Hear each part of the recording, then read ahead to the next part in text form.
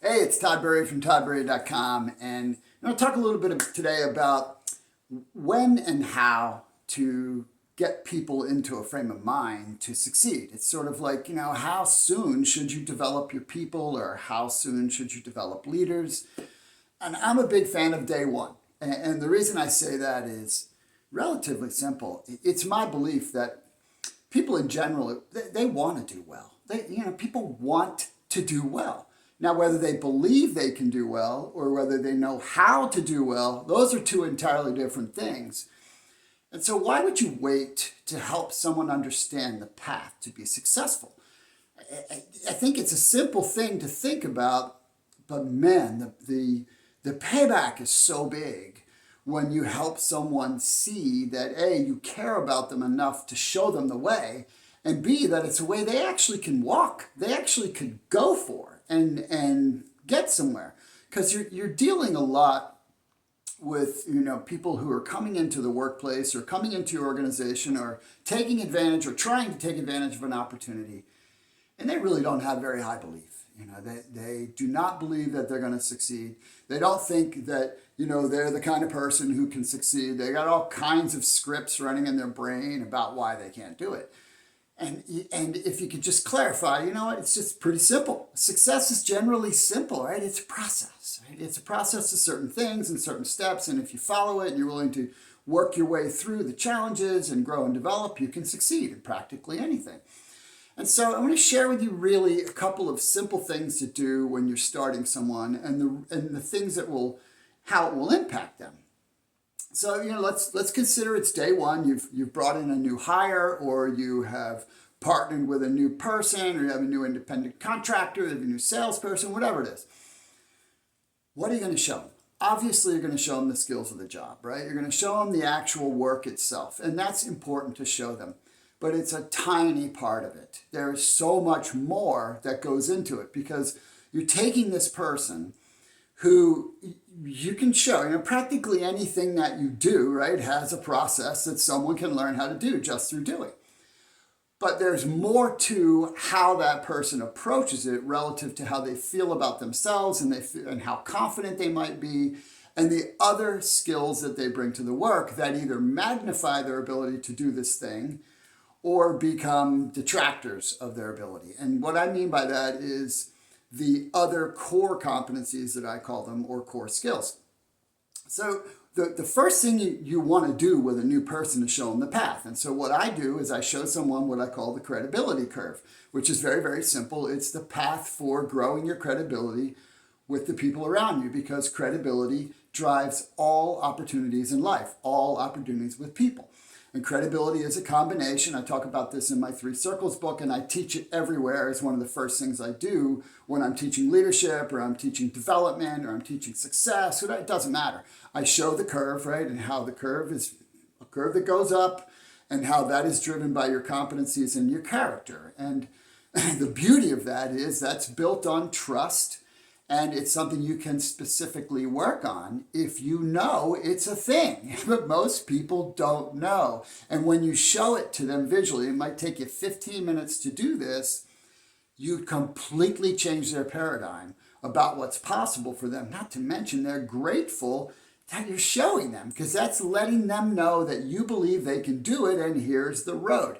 And so here's what happens when you show them this. So first, what you're showing them is on this competency side of the graph, on the curve, and you have the core skills of the work, but these core competencies of interpersonal skills and productivity skills, those are the things that are going to magnify their ability to do the work, and especially their ability to engage with other people and to produce something of value on time.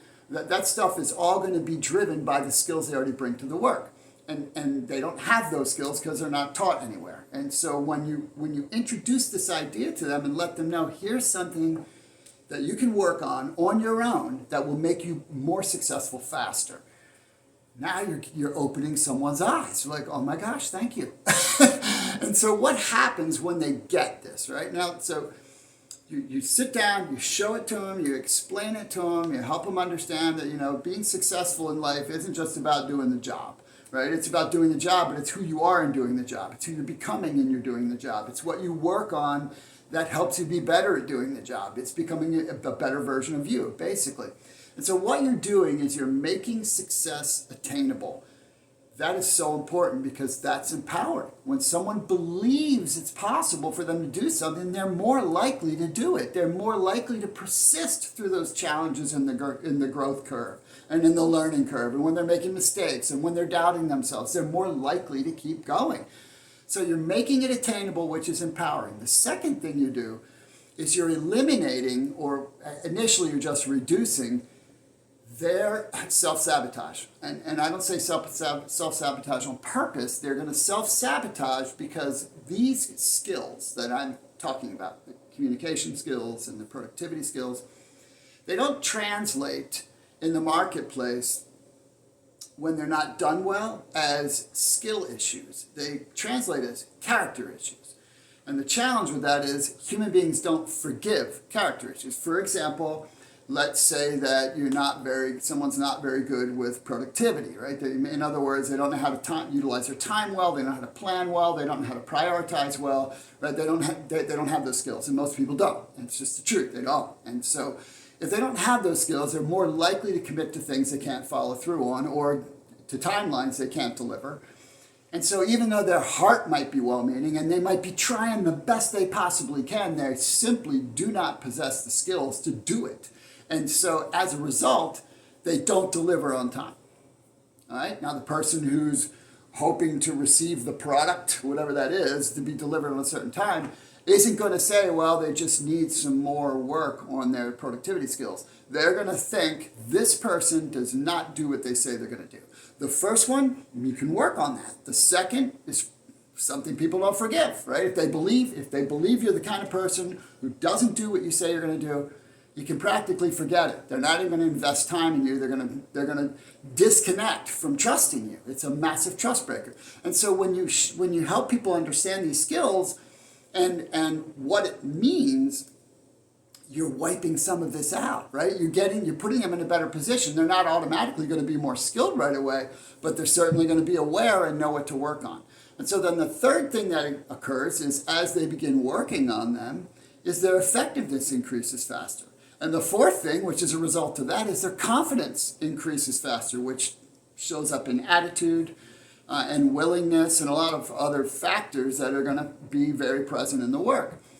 And then the fifth thing, and there's a lot more, I just threw 5 in here to give you some insight here, and you can reach out to me and I'm happy to share more on this topic or point you to some resources for it. The fifth one is it's going to show you who to invest your time in. Oh man, what an important thing. You know, and so hey, how is that going to show me? Because once you help someone understand the real path to success, that's like a significant separator. Because the people who really want success are going to go to work on it. If you share with someone, look, if you spend 10 minutes a day, 15 minutes a day working on these little areas on your own, it's going to rapidly increase your ability to be effective over here. The ones who want to succeed are going to go do it. And the ones that go do it are the ones you invest in. That's a really simple rule, right? You pour gas on fires if you want them to get bigger. And that's how you grow people and how you learn to figure out, all right, who's really here to do something and who's just here to get a paycheck. So those are some of the impact of that. But the bottom line is you want to show people the path to success as soon as possible. You don't want them to be wondering, what's this going to lead to? Because the sooner they have a vision of what's possible for them, the faster they can begin making the steps that will make that happen. So I hope that they give you a little insight. Again, you can reach out to me by email if you have a question. I have other resources I can point you to. If you need to talk about coaching for your organization or training for your organization, again, reach out to me by email or visit my website at Tburrier.com.